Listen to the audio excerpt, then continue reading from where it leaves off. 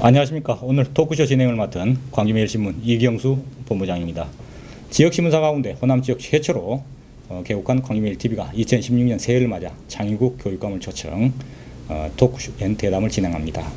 광주매일TV 개국 기념으로 마련한 이번 토크쇼는 질문 있는 교실, 행복한 학교를 슬로건으로 내걸고 인성교육을 실천하고 있는 창의국 교육감에게 광주 교육의 방향을 들어보는 자리로 마련하였습니다. 오늘 토크쇼는 학생, 학부모 그리고 교사가 질문하고 교육감께서 답하는 형식으로 진행됩니다. 먼저 학부모 대표로 나오셨습니다. 노경환 님이십니다.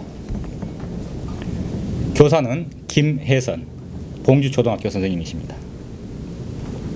젊은 학생입니다. 전남고등학교 1학년 김의연 학생입니다. 그리고 오늘의 주인공입니다. 장희국 광주시 교육감님이십니다. 반갑습니다. 네. 교육감님, 먼저 토크에 앞서서 최근 개국하는 광주매일TV, 네. 여기에 대해서 저희들 힘나게 덕담 한마디 좀 부탁드립니다. 정론직필로 우리 지역사회를 이끌어온 광주매일신문에서 호남 최초로 TV, 광주매일TV 개국하게 된 것을 진심으로 축하드리고 앞으로도 우리 지역사회를 바르게 잘 이끌어가 주시기를 부탁드립니다. 그동안 종이신문으로서 탄탄한 기반을 바탕으로 해서 광주매일TV가 생생한 그 지역의 뉴스와 또 생활에 유익한 다양한 정보를 많이 제공해 주셔서 우리 지역사회가 더 발전하고 따뜻한 언론 또 정직한 언론으로서 자리매김해 주시기를 부탁드립니다. 그럼 본격적으로 토크를 좀 시작하죠. 교육과 관련해서는 누구나 전문가고 또 할 말이 많을 겁니다. 특히 학부모들은 더 그렇다고 볼 수가 있겠는데요. 먼저 학부모 대표로 참여하신 우리 노경환님 질문 부탁드립니다. 네, 공교육의 정상화를 위해 몇 년 전부터 빛골 혁신학교를 역점적으로 추진하고 계십니다. 또한 혁신학교로의 변신을 시도한 학교도 꽤 많더라고요. 그런데 혁신학교가 양쪽으로 늘어난 만큼 질적으로도 채워지고 있는지 의문입니다. 교과 공부보다 다른 것에 치중하고 있는지는 않는지, 상대적으로 다른 학교에 비해 성적이 떨어지고 있지는 않는지 걱정이 되는데 어떻습니까? 네, 우선 기대에 찬 말씀을 해주셔서 감사하고요. 혁신학교는 저희는 뭐 빛고울 혁신학교라고 이름을 붙였습니다만은 광주에 있는 그 지역사회의 특성을 살리는 그런 그 혁신적 학교를 만들어 가자는 취지인 거고요. 저희들의 목표는 공교육의 새로운 모델을 만들자 하는 거고요. 그렇게 하기 위해서는 구성원 모두가 학생, 교사, 학부모 모두가 다 자발적으로 참여해야 하기 때문에 그 교육 주체들의 자발성을 기본으로 해서 운영하고자 했던 것입니다. 그런 이제 구체적 내용으로 본다면은 과거와 같은 수업 방식보다는 아이들에게 좀 배움이 있고 스스로 참여하는 그런 수업으로 바꾸자 하는 수업의 변화, 또 생활교육도 과거처럼 통제하고 지시하는 것보다는 학생들을 인정하고 존중하는 생활교육의 방식으로 바꾸고, 또 학교 운영도 모든 그 구성원들, 교직원뿐만 아니라 학부모 또 학생들까지 참여할 수 있는 이런 학교로 만들어 보자 하는 취지로 시작을 했고요. 저희들이 뭐 초등학교는 말할 것도 없고 중학교는 대개 그 교육 환경이 좀 어려운 지역을 혁신학교로 지정을 했어요. 그러다 보니까 그 교육 환경 어려운 학교는 학생들의 학력도 좀 뒤져 있는 상황이죠.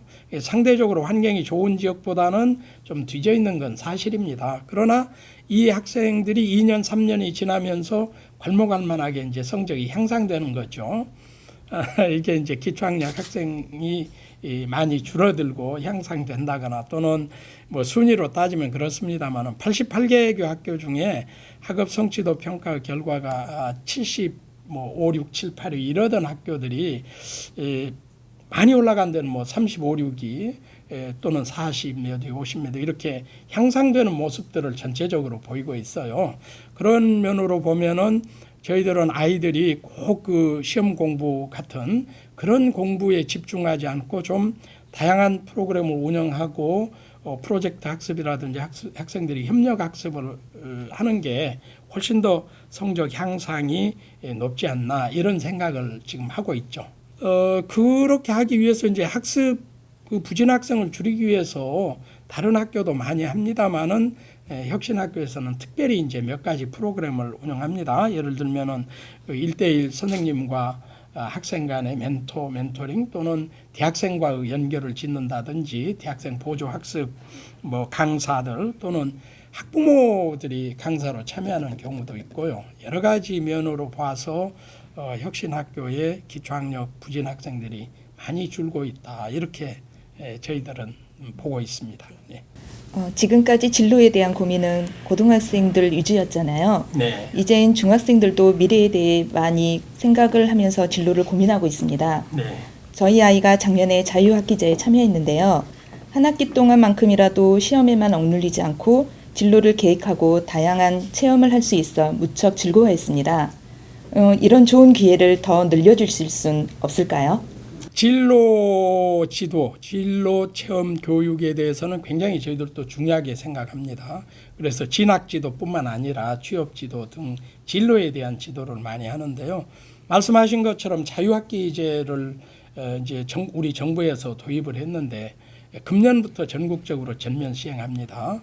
그러나 광주는 1년 전에 작년에 전면 도입해서 1년간 시행을 해봤어요. 말씀하신 것처럼 중학교 1, 2학년 동안에 한 학기 동안은 시험을 보지 않고 아이들의 진로 체험, 직업 체험 뭐 이런 것들을 통해서 자기의 미래를 설계해보는 시간을 갖게 하는데 이게 매우 의미 있는 시간이어서 여러 가지 보고를 보면은 많은 학생들이 오히려 시험 공부하는 것보다 더 즐거워하고 이제 시험 공부 뭐 말할 것도 없죠. 시험을 안 보니까 더 즐거워하고 시험 공부보다 더 학습의 의욕을 가지게 된다 하는 결과를 보고받았기 때문에 이거 굉장히 좋은 제도로 발전할 수 있겠다는 생각도 합니다. 그래서 저희도 이거를 어떻게 확대할 수 있겠는가도 지금 연구하고 있고요.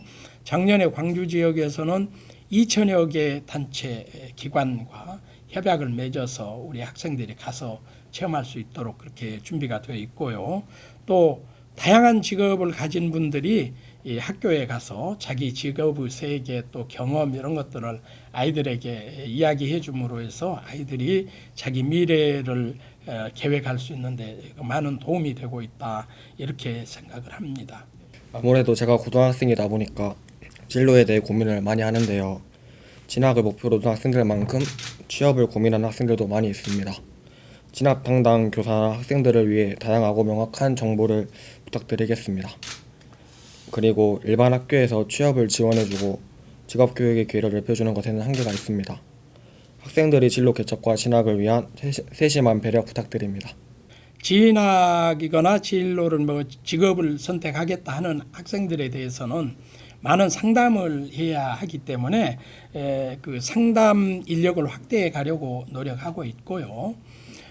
이제 진학을 원하는 학생들을 위해서는 선생님들이 진학 지도, 진학 상담을 잘 하셔야 하기 때문에 바뀌어지고 있는 그 대학 입시 제도의 변화에 맞출 수 있는 그 선생님들의 연수 기회도 늘리고 또 각종 정보를 제공하려고 노력을 합니다. 예를 들면은 지금은 작년에도 그랬습니다만은 대학 입시의 수시 모집이 3분의 2가 돼요. 그러다 보니까 수능의 그 비율이 조금 많이 낮아져 있는 상황이고 학교 생활 그러니까 교과 성적뿐만 아니라 학교의 여러 가지 출결석이라든지 봉사활동 등 뭐 동아리 활동 등 학교 생활을 기록해 놓은 학생부 기록을 보고 전형하는 학생부 종합 전형이 매우 중요하게 되어서 그런 정보도 제공하고 또 거기에 맞는 지도를 할 수 있도록 선생님들에게 연수도 하고 또 선생님들의 그런 능력들을 역량들을 높여가기 위해서 노력합니다. 그뿐만 아니라 이제 실제 이제 대학에 근무하시는 그 입시 대학에 근무하는 입학 담당자라거나 입학 사정관 뭐 이런 분들을 모셔가지고 저희들이 학생과 학부모 또 선생님까지 위한 진학 박람회도 열고 있고요. 학부모나 선생님뿐만 아니라 학생들에게도 이런 자리를 마련하기 위해서 금년은 40여 회 정도 해보려고 생각합니다. 정보를 제공하는 기회를. 그뿐만 아니고 이제 학생들에게는 자기소개서 쓰는 방식 또 실전 방법 또는 그 구술, 논술 또 면접 이런 방법에 대한 그 역량을 키워주는 특별한 시간, 면접 캠프 또 대학에 가서 체험하는 전공 캠프 이런 것들을 좀 늘려나가고 있고요. 말씀하신 것처럼 그러면 이제 그 진학만 그러냐 그건 아니고 직업을 선택하는 학생들을 위해서도 다른 지역보다 우리는 좀 먼저 지금 3학년들은 다 직업 과정이 따로 있어요. 근데 1, 2학년 그게 없는데 우리는 2학년 중에서 일반 고등학교 2학년 중에서 진학보다는 직업을 선택하겠다 하는 학생들을 위해서 대한교육센터에 진로 직업 교육 대한교육기관을 9월에 개설합니다. 거기에 약 200여 명을 제과 제빵 또 토탈 뷰티 에너지 융합 설비 스포츠 문화 예술 활동을 직업으로 가질 수 있는 그런 과정을 만들려고 해요. 지금 준비가 돼서 9월에는 아마 열게 될 겁니다. 이렇게 일반 고등학교 학생들에게도 직업을 선택하는 학생들에게 직업교육의 기회를 가지려 하고 있고요. 또 특성화고나 마이스터고의 직업교육을 더욱 강화하고 확대해서 좋은 직장으로 우리 지역의 학생들이 취업할 수 있는 노력들을 하고 있습니다. 네, 제가 고등학교에 올라와서부터 8시 반 이전 강제 등교를 금지하고 불법 야간 자율학습 단속도 하겠다는 것에 많은 기대를 했습니다. 그런데 교육감님, 자율을 가장하고 강제 등교와 야간 자율학습이 이루어지는 건 아닌지 상시적으로 점검해봐야 될 것 같습니다. 전 공립학교를 다니고 있어서 이런 선택에 비교적 자유로운 편이지만 제 주변에 사립학교를 다니고 있는 친구들을 보면 특히 방학 기간 보충 수업이나 야간 자율학습의 경우 학생들의 선택권이 존중되지 못하는 경우가 너무 많은 것 같습니다. 아침 등교 시간을 8시 30분 이전에 강제 등교하는 것은 하지 말자라고 한 이것은 지금 매우 학생들도 좋아하고 선생님들, 학부모님들도 매우 좋아하는 걸로 지금 조사가 됐어요. 등교 시간을 조금 늦췄지만 학생들은 잠을 조금이라도 더 자고 또 아침도 먹고 그러다 보니까 건강도 좋아지고 오전 수업 시간에 조는 학생이 현저히 줄었다는 보고가 있거든요. 오히려 수업에 집중을 더 많이 하고 이런 것은 매우 바람직스럽다 생각이 되고요. 뿐만 아니라 학생들의 표정이 또 많이 밝아졌다고 그래요. 그러다 보니까 이제 친구들과 어울리고 관계 맺는 것도 좀 원만해지고 이러저러한 것들이 학교 생활을 이제 즐겁게 하는 요인이 돼서 참 다행이다 생각을 했는데 또 하나 이제 진짜 고민하고 있는 것은 말씀하신 것처럼 저녁에 이제 야간 자율학습을 강제로 하는 거 또 이제 보충 수업을 강제로 하는 거 이건 안 된다. 우리는 강제는 절대 안 된다 하고 있습니다. 실제로 강제하지 못하도록 때때로 공문도 보내고 또 문제가 좀 있다고 하는 학교에는 우리 장학사님들이 가서 실태도 조사하고 그러지 않도록 권하기도 하고 그러는데 이거는 하나 있는 것 같아요. 학생들 중에서는 진짜 자기가 원해서 해야지 선생님이 그러면 되겠느냐. 지금 학교에 남아서 해야지 이렇게 이제 지도하는 것까지를 강제한다라고 생각하는 부분이 있는 것 같아요. 선생님으로서는 학생들을 그냥 자기가 하고 싶다는 대로 놔두고 그냥 볼 수는 없다 하는 생각을 하시는 분이 있죠. 그런 지도는 해야 하는데 그게 강요가 되면 안 된다. 이 지점이 이제 굉장히 좀 어려운 건데 어떻든 저희는 강제하지 말자. 희망대로 하자. 이게 원칙입니다. 예. 작년에 이제 재선되시고 또 올해 이제 2년째로 또 들어가는데 올해는 중점적으로 어떤 활동에 주안점을 주고 계시는지 듣고 싶습니다. 뭐 제가 2010년 11월에 취임한 이후로 근데 작년에 성과를 든다면은 한 서너 가지 들 수 있겠어요. 첫째로 선생님들이 수업 나눔 운동에 이제 처음 시작했지만 많은 분들이 자발적으로 참여하시면서 자기 수업을 공개하고 다른 분 수업을 배우고 해서 수업을 바꿔보려는 노력들이 상당히 많이 있었다. 이게 이제 굉장히 성과라고 생각합니다. 또 하나는 뭐 이게 자랑인데 연말에 청렴도 평가에서 우리가 전에는 뭐 중간 정도 10위 하다가 금년에는 폭 올라서 3위를 했어요.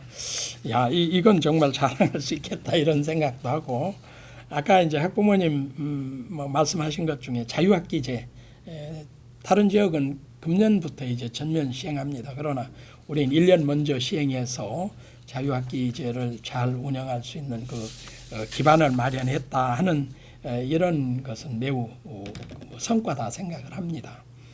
그럼 금년은 어떻게 할 거냐 그랬을 때 이런 성과들을 바탕으로 해서 그동안 제가 추구해 왔던 혁신교육, 학교문화 혁신 이런 것들을 좀 더 알차게 해 나가야 되겠다 하는 생각을 가집니다.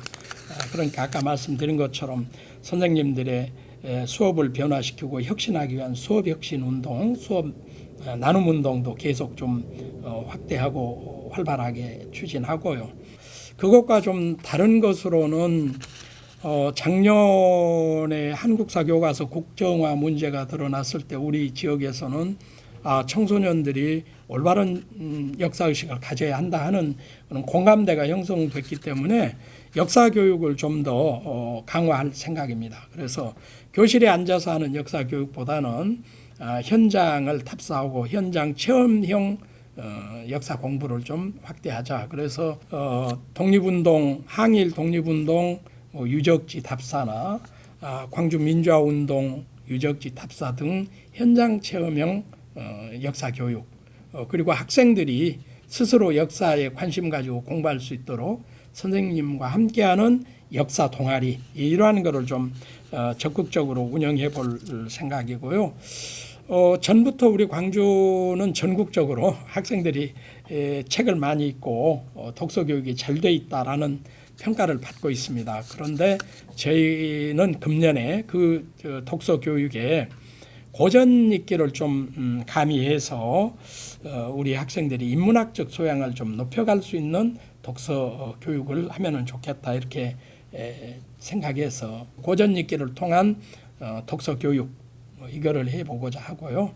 또 하나는 금년에 고흥에 학생 임해 수련원을 개원하게 됩니다. 여기에서 이제 우리 학생들이 해양 체험을 하고 수상 안전 체험을 하고 해양에 대한 관심도 더 높이고 진취적 기상을 기를 수 있도록 그렇게 해볼 생각을 가지고 있습니다. 2015년에 질문 있는 교실을 슬로건으로 내거셨잖아요. 교육과정 재구성이나 또 평가도 양적인 평가보다 질적으로 성장을 얼마나 했는지 이런 평가를 잘 해야 되는데 교육과정 재구성과 이 평가를 할 수 있는 교사의 권한을 좀 강화해 주실 수 있는 어떤 계획들을 갖고 계신지 궁금합니다. 질문 있는 교실은 그냥 뭐 이렇게 세운 게 아니고요. 정말 중학교, 고등학교 선생님들은 학생들이 질문을 안 해서 질문하라고 해도 잘 안 하거든요. 안 하는 이유는 여러 가지 있지만 그 중에서 그런 것도 질문이라고 하느냐라는 면박을 받을 수도 있고 또는 진도 나가야 하는데 그런 질문을 하고 있느냐 하는 이야기도 있을 수가 있고 그래서 질문을 잘 안 하는데 선생님은 경험을 하셨을 거예요. 초등학교 저학년은 굉장히 질문을 많이 하죠. 그러나 고학년 가면 좀 적게 하고 중학교 가면은 덜 하고 고등학교 가면 아예 안 하고 그래서 왜 그럴까 생각을 했어요. 그리고 이 질문을 안 하는 것은 학생들의 주입식 교육의 결과이지 않는가 이런 생각도 하고요. 그래서 선생님이 자기가 운영하는 교육 과정을 좀 재구성할 수 있고 꼭 그 틀에 짜여 있는 것만이 아니라 교과서에 있는 것만이 아니라 선생님 나름대로 재구성할 수 있는 권한 그리고 거기에 따르는 평가 권한을 드려야 한다 하는 생각을 가지고 지금 그 교육과정 재구성을 위한 그 선생님들 연수도 하고 또 연구해서 지금 선생님들의 자율권을 주고자 합니다. 평가도 마찬가지입니다.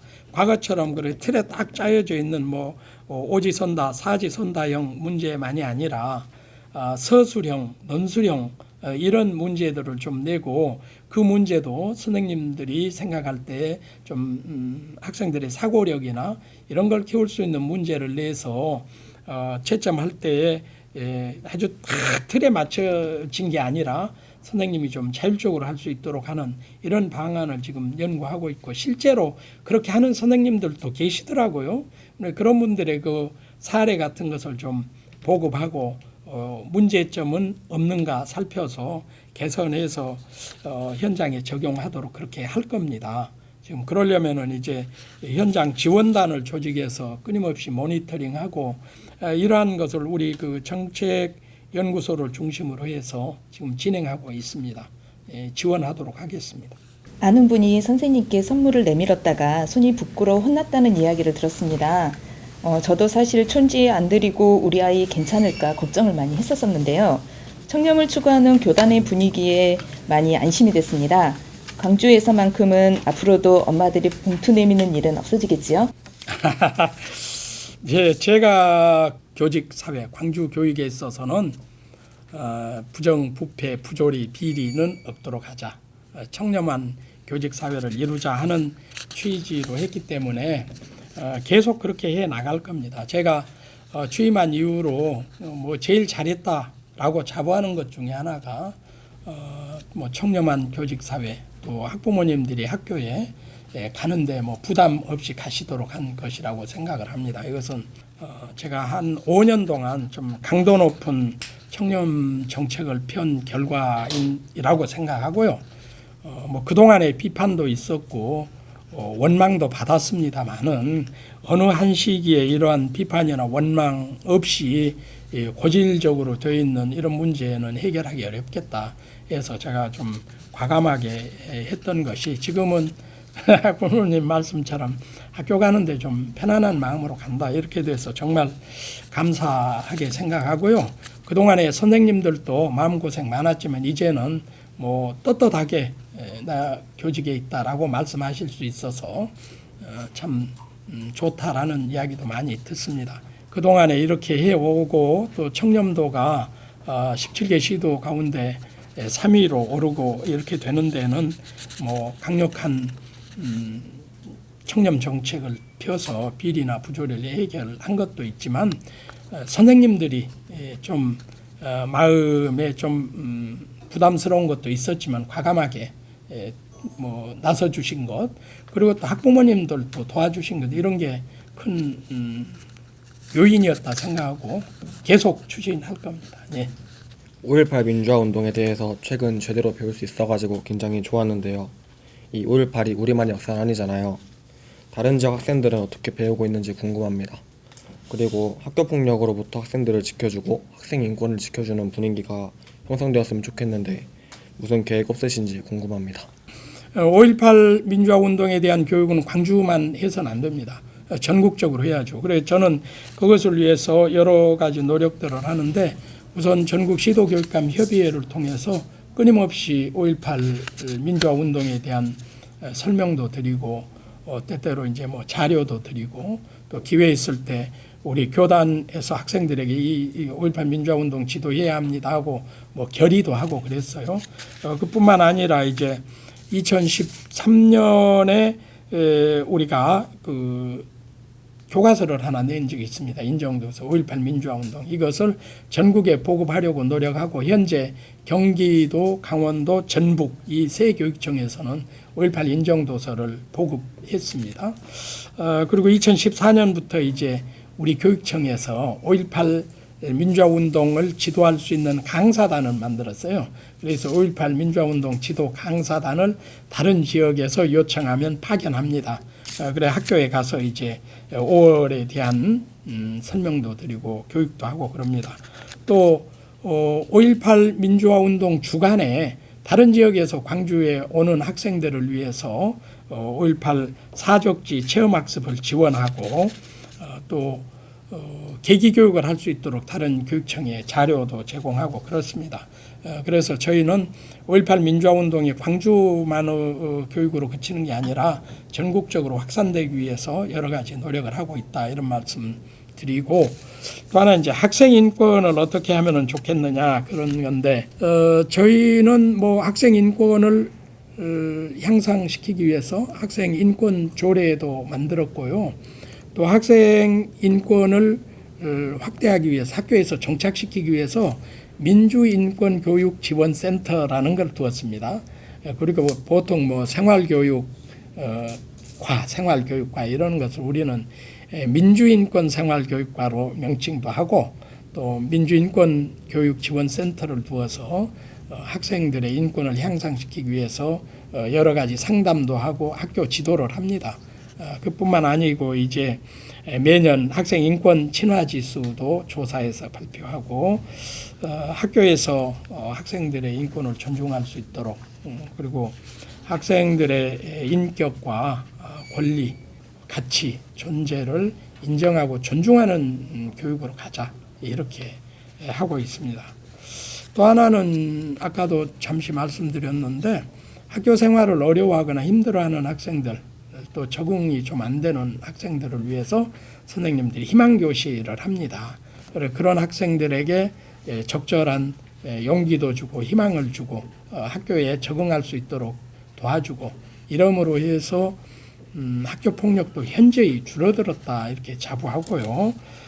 또 이제 우리는 다른 지역과 달리 부름이라는 제도를 운영합니다. 학교에서 무슨 그 여러 가지 문제가 긴급한 상황이 생겼을 때 우리 교육청의 전문직과 상담사, 복지사 뭐 등등 여러분들이 단체로 학교에 가가지고 그 문제를 해결하기 위해서 노력해 줍니다. 이러한 것들을 통해서 우리는 학생 인권이 보장되는 학교가 되도록 하자라고 노력하고 있습니다. 네, 작년에 그 역사 교과서 국정화로 굉장히 시끄러웠었는데, 네. 역사 교사로 또 오랫동안 근무를 하셨잖아요. 그러니까 저희는 광주는 국정화에 맞서서 대안 교과서도 편찬하신다는 거를 네. 밝히셨는데, 현재 어느 정도 이렇게 진척이 됐는지 그런 진행 상황을 좀 알고 싶어요. 그 역사 교과서로 국정화하는 것에 대해서는 저는 두 가지 이유로 반대하고 매우 우려한다 했어요. 첫째는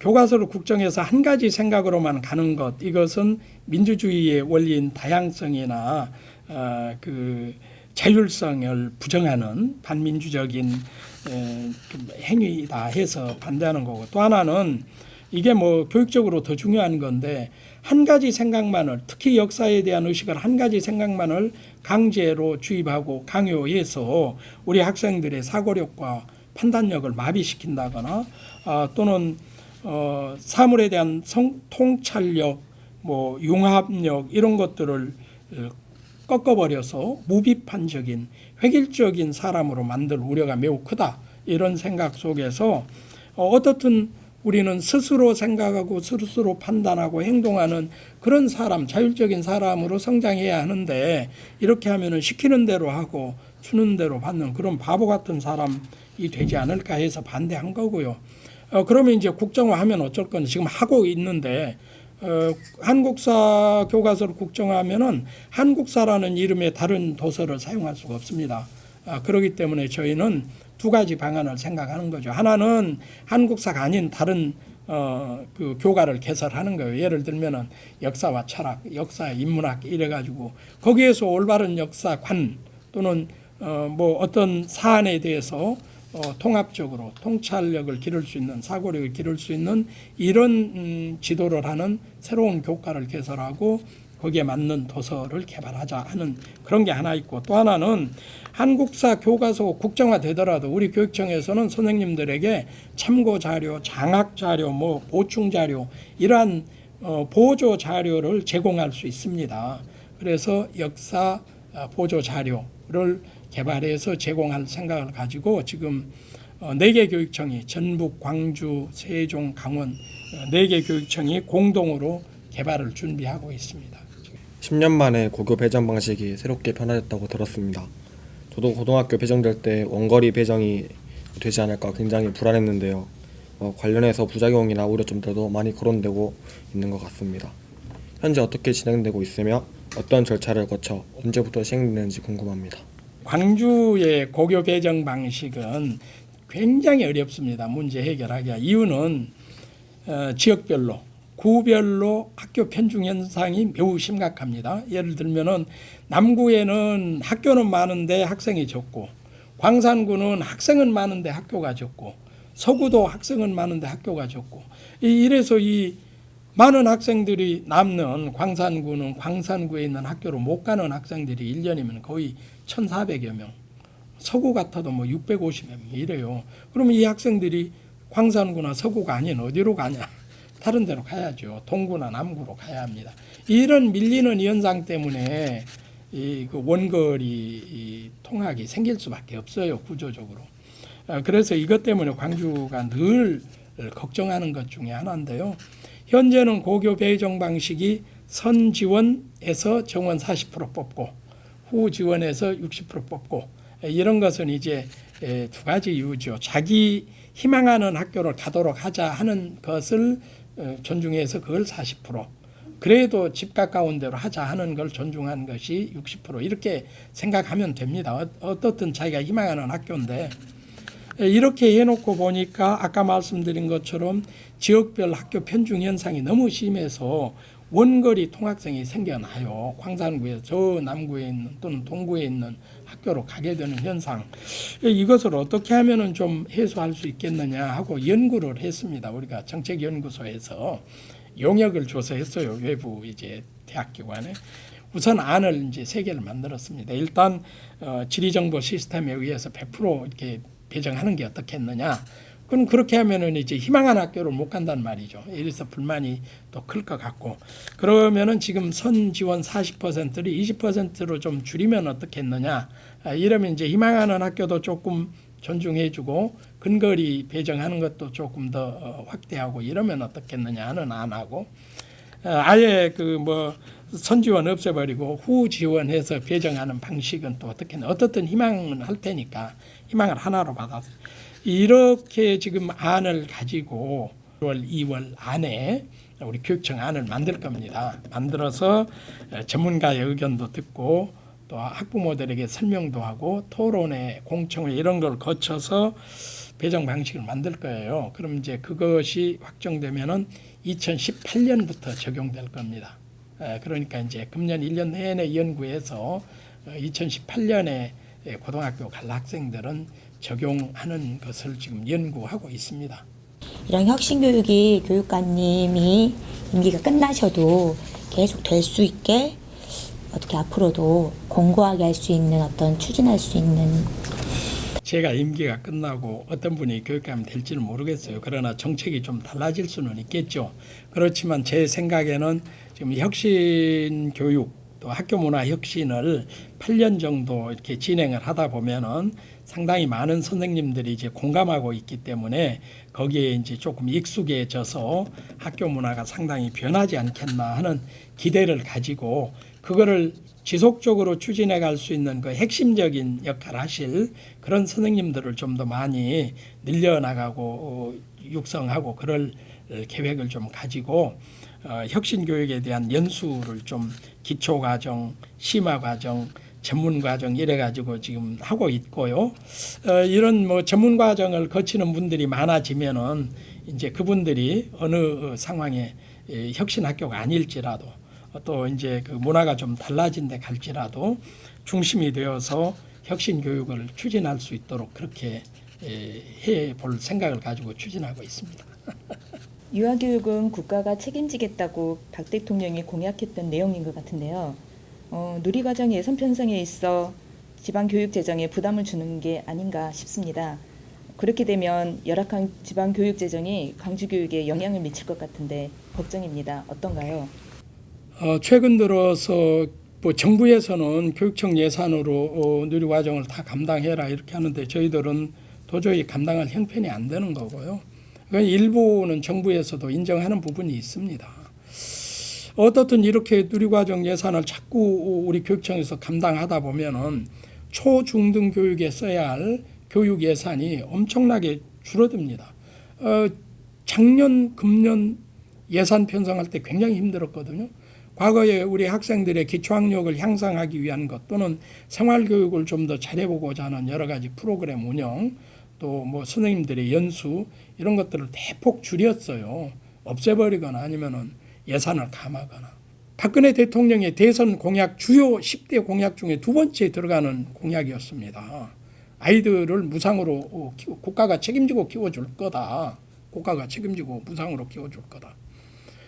대통령으로 당선된 당선자 시절에 시도지사 간담회에서 이 누리과정처럼 전국적인 사업은 중앙정부에서 책임지는 게 맞다. 지방에 부담 주지 않겠다. 이렇게 말씀을 하셨는데 막상 취임하신 이후로 예산을 세울 때는 중앙정부에서는 책임 안 지고 그냥 지방교육청에다 떠넘겨버린 겁니다. 이것은 법률적으로도 전혀 맞지 않습니다. 예를 들면 이런 거죠.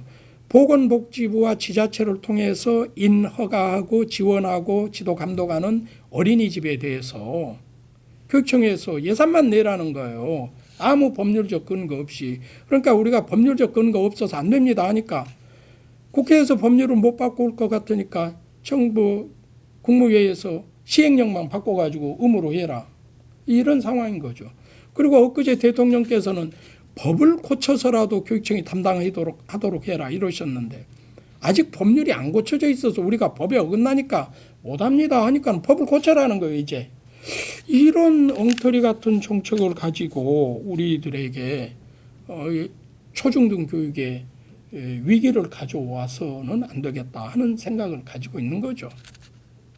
정말 이 부분에 대해서는 국민 여러분들께 저도 뭐 죄송하기 짝이 없습니다. 우리 패널들의 질문을 통해서 교육감님의 교육 현안에 대한 생각 그리고 향후 광주 교육의 방향에 대해서 정확히 좀 들어본 것 같습니다. 마지막으로 장인국 교육감님께서 우리 학부모와 학생 그리고 교사들에게 하시고 싶은 말씀이 있으시면 마무리로 좀 부탁드립니다. 우선 학생들에게 뭐 하고 싶은 말은 대학에 가는 시험 공부가 모든 공부가 아니다. 더 중요하고 더 많은 공부가 있다 하는 말씀을 드리고 싶어요. 물론 뭐 문제 해결하는 문제를 풀이하는 시험 공부도 중요하죠. 그럼 그보다 더 중요한 공부는 더불어 살아가는 마음, 정의로운 마음 이런 것에 대한 관심과 공부를 좀 많이 해주기를 바라고요. 또 우리 학부모님과 선생님들에게는 뭐 지금까지도 그랬습니다만은 우리 학생 중심의 교육을 할 건데 학부모님들 많이 관심 가지고 도와주십시오 하는 말씀과 함께 우리 아이들에 대해서 자기 자녀가 됐거나 주변에 있는 아이들이 됐거나 특히 자기 자녀에 대해서 과도한 기대와 욕심 때문에 아이들 힘들어하게 하는 경우가 많거든요. 근데 아이들을 잘 보면 애들은 놀면서도 공부하고 놀면서도 성장합니다. 그런 것을 믿고 아이들을 지나치게 공부하기보다는 아이들이 참 잘 성장한다는 것을 믿고 참고 기다리면서 칭찬하고 격려하고 위로하는 그런 지도를 해 주시면 좋겠어요. 선생님도 마찬가지로. 네, 잘 들었습니다. 그리고 감사합니다.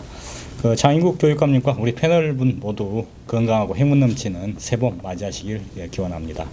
광주매일신문은 앞으로도 광주매일TV와 함께 지역의 단체장, 기관장과 현안을 논의하는 토크쇼와 강연을 지속적으로 진행할 계획입니다. 시도민 여러분의 많은 관심과 사랑 부탁드립니다.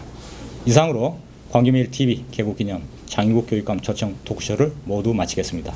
고맙습니다.